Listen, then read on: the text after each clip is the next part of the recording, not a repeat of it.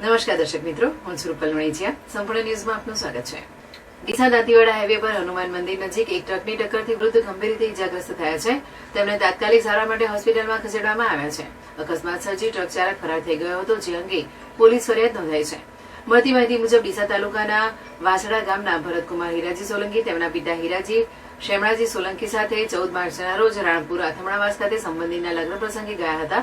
લગ્ન પ્રસંગ પૂર્ણ થયા બાદ બપોરે લગભગ 2:20 વાગે તેઓ પોતાની નેનો કાર નંબર GJ24K7159 લઈને વાસડા તરફ પરત ફરી રહ્યા હતા. તે દરમિયાન ડીસા દાંતીવાડા હાઈવે પર કમલદીપ અને આશીર્વાદ કોલ્ડ સ્ટોરેજ વચ્ચે હનુમાન મંદિર પાસે પહોંચતા દાંતીવાડા તરફથી આવતી ટ્રક નંબર GJ09Z7111 ના ચાલકે પૂર ઝડપે અને ગફલતભરી રીતે કારના ડ્રાઈવર સાઈડના દરવાજે જોરદાર ટક્કર મારી હતી. આ અકસ્માતમાં કારમાં પાછળ બેઠેલા હીરાજી સોલંકીને માથાના ભાગે ગંભીર ઇજા પહોંચી હતી અને તેઓ બેભાન થઈ ગયા હતા.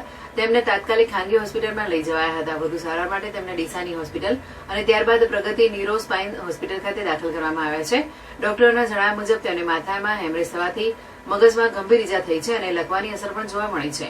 આ ઘટના અંગે ભરતકુમાર સોલંકીએ ટ્રક ચાલક વિરુદ્ધ ડીસા રૂરલ પોલીસ મથકે ફરિયાદ નોંધાવી છે.